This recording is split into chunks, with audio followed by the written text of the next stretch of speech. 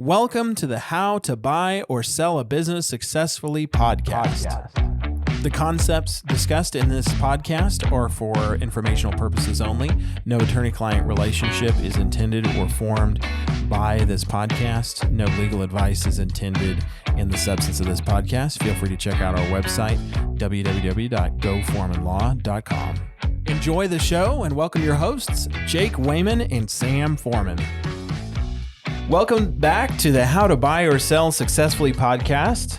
We are on episode 11 out of 12 in a 12-episode series providing an overview of how deals work and covering some key concepts. We just talked about an asset deal and whether or not that could be a good structure for your deal. And today we're going to talk about whether a stock deal is a good structure for your transaction. My name is Sam Foreman, and a fun fact about me is that I can do a killer Gollum impression, and I will now withhold that until the end of the episode because I am really desperate for the validation from our viewers that comes with having them watch all the way to the end, because they definitely won't fast forward to the end now to hear that. So, I'm Jake Wayman, and I don't know if I have a very I don't know if I could do any impersonations of any character from Lord of the Rings, or I don't know why you'd want to, honestly. I mean, you pick Gollum out of all of them to do it. But anyways, so yeah, I don't have a fun fact like that about me. Well, here's our wild card question of the day for you. What's the funniest thing that your kids have done recently? My 21-month-old, I'm almost 2 years old. He is, so we have a big golden retriever. And he loves to ride him like a horse. Nice. And my dog, Sammy, is not a huge fan of it, but he is the kindest, gentlest dog ever, and just puts up with it, but it's hilarious. Oh, that's awesome. Yeah. The funniest thing that happened recently is that my 5-year-old brought home a party hat from a kid's birthday party. And the next morning he's like, "Dad, look!" And I look over, and he has put the party hat on his behind, and he's shaking his behind in the air with the party hat on it. It was really funny. I think that's a ringing indictment of my quality as a father. So I'm going to go home and rethink my life after we're done recording. So let's now that I'm done admitting to the world that I have lots of room for improvement as a father, let's talk about what a stock deal is.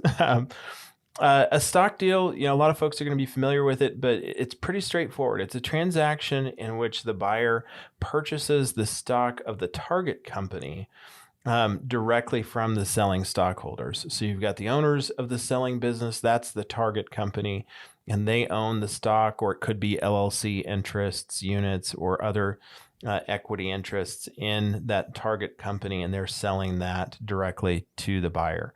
We're going to use interchangeably in this podcast the term stock deal to refer to any transaction where the ownership interests are being purchased, whether that's in an LLC, a corporation, or otherwise. One Sam, the question I have is there, when you're looking at a stock deal, are those usually bigger deals, smaller deals, mid-sized deals? Does it matter? Yeah, that the size of the deal definitely impacts whether or not an asset sale or a stock sale is going to make more sense. But it's just one consideration among many. I'd say it's more common in larger transactions. Yeah. Because due diligence is such a heavy component of understanding the risk from a buy side and providing protection, through disclosure from the sell side. And the smaller the deal, the more the more those economics can really get out of whack. And so with a stock purchase, the buyer's taking on all of the risk. And so the buyer, or at least the default is they're taking on all the risk. Yeah. And so they've got to have a much deeper understanding. And so, that can really blow the economics on a smaller deal. Yeah. That kind of goes into the first point of, considerations for a buyer. I mean, even though this may not be the best deal that they may not like or dislike a stock deal, but they, because they really can't limit specific assets and must assume all liabilities. So like you said, like in a stock deal, it's a very big deal for them to do on a buyer side to do due diligence, involving a lot of people in it. No, absolutely. And that's the starting position for every stock sale. And you can get, you can add components to it, and they're not difficult, but the more components you add, the more complexity, the more difficult the deal is, the more expensive the deal is. But you can have, even on a stock deal, the starting point is you're taking all the assets and all the liabilities, but you could distribute out some of the assets that you didn't want, have those, transferred in some other fashion. And on the liability side, you could require certain protections under the contract, which only go, really only part of the way, in my opinion. Or you could have the buyers paying off certain liability, or excuse me, the selling stockholders or the selling target company paying off some of those before closing. But that just adds, it adds more components to your deal. Another consideration is the buyer's tax treatment. It's generally less beneficial for the buyer on a stock deal than it is on an asset deal. As we talked about on the last one, the buyer is going to get their cost basis in the assets, meaning if you paid $1 million for the business on an asset deal, you get to start depreciating that as your tax basis. If you're buying it in a stock deal, the starting point is that you get whatever basis the seller had. So if you pay $1 million to the selling stockholders and they only have $100,000 of basis in the assets, you're kind of stuck with whatever that basis is. There's certain tax elections that can be made that can help change some of that treatment. A term for you to remember is a 338H10 election. Sometimes those are used to help treat a stock deal as a asset deal for tax purposes.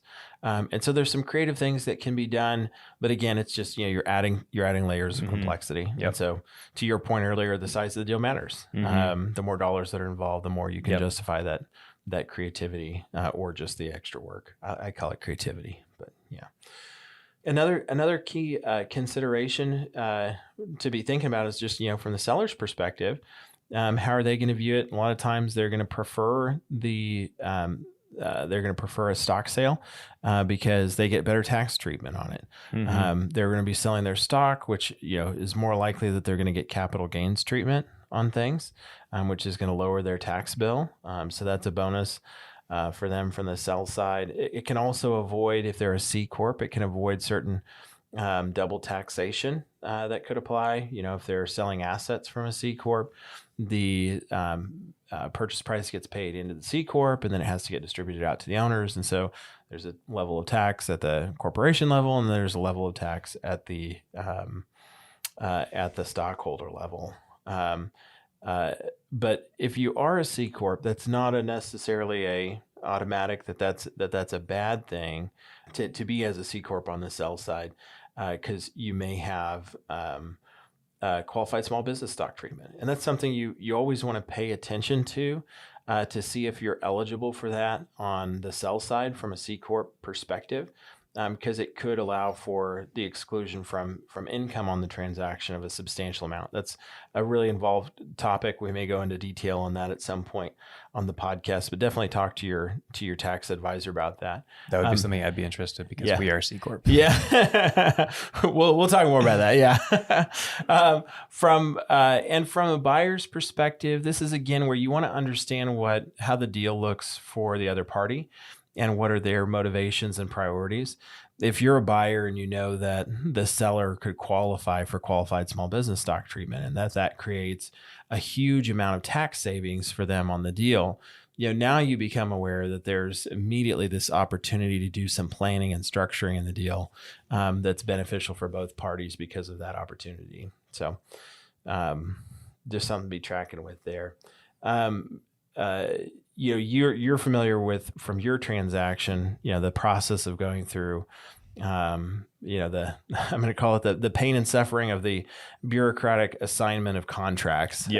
Especially where, the third party that you need the assignment from is a big fish, and you might be a small fish in their customer portfolio. And so you're not getting good service, you're not getting good attention, but you got to go through that process anyway.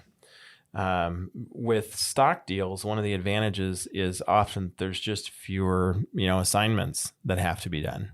And so for businesses that have lots of contracts, that have lots of third-party rights, it can be simpler sometimes, and sometimes that's really important to not have to go through those, depending on how those contracts are written. The caveat is you always got to know how is the contract written, because some of them will trigger the same kind of consent right and consent process, whether it's a change in ownership of the business or a change in ownership of the assets. So let's talk about a couple of practical considerations. And these are going to sound very familiar if you listened to the last episode, because they're going to be the same. Get your team involved early. I think for me, that's the biggest piece of advice, is when you're trying to figure out what is a good structure for your transaction, is get your team involved early so that they can help you think through, based on what your priorities are, how to maximize the value through the structure of the transaction. And then understand the scorecard, understand the other party's scorecard, and understand your own scorecard, and be clear about what those are. Because on, whether it's a stock deal, an asset deal, or a merger that we'll talk about next time, being really clear about those puts you in a position to figure out, okay, what are our top couple, and then how do we pick a structure that really optimizes the value under those constraints. Yeah. Any other thoughts to add there? No, I think my only closing thought is kind of along your lines of having a team that you're there with. But I am on there, lean on others who've done deals like this before. So like for me, I've never done a stock deal. And so whenever that opportunity comes for me, I need to lean on others who've been through this before, so they know, what to look for, what are the advantages, what are the disadvantages, what things to consider and everything. So I think that's just not everybody. There's been people in the past that have gone through this before, so lean on them with their wisdom. Yeah, no. And I think, in working on Jacob with his deal, and just to tack on to that, because I think it's a great piece of advice for folks. I thought one of the things that made your deal, particularly run really well, was that you did a really good job of understanding and tracking with folks, and really, leaning on their expertise in the process, so that you could focus on the things that created value that only you could do in the process. Yeah, I think sometimes you can be the killer of your own deal if you get in the way. Yeah, no, absolutely. I'm guilty of wearing way too many hats in my business, and currently recovering from that. And certainly encourage folks to do the same. Figure out where you create the most value, and then spend as much time as you can doing more of less. Yep. My wellness tip for folks today is sleep on it. Make sure you have enough space in your deal schedule to get really good sleep. There's lots of science out there about what an impact on your long-term health sleep has, but when it comes to specifically your experience with a deal, it improves your decision-making, your cognition, lowers your stress, and it's going to improve your overall experience.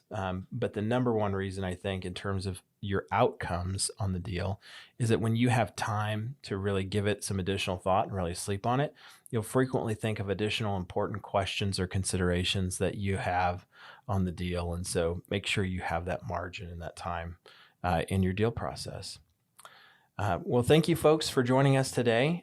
Please join us next time as we address the question of whether or not a merger is a good structure for your deal.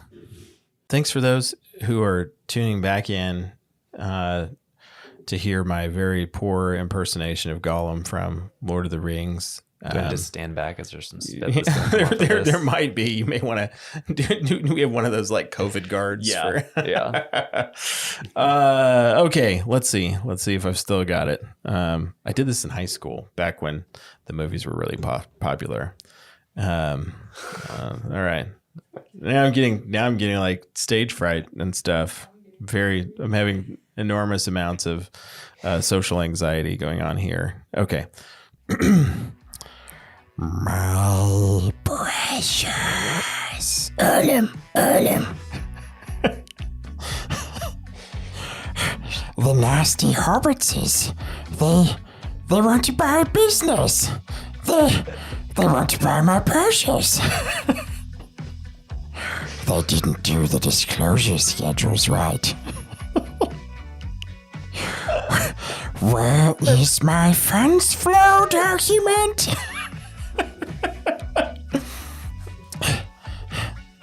Wellness is for people. Thank you, everybody. That's actually really good. Thank you for joining us today. For future episodes, please subscribe to the podcast on Apple Podcasts or Spotify. And please check out our website at www.goforemanlaw.com/learning.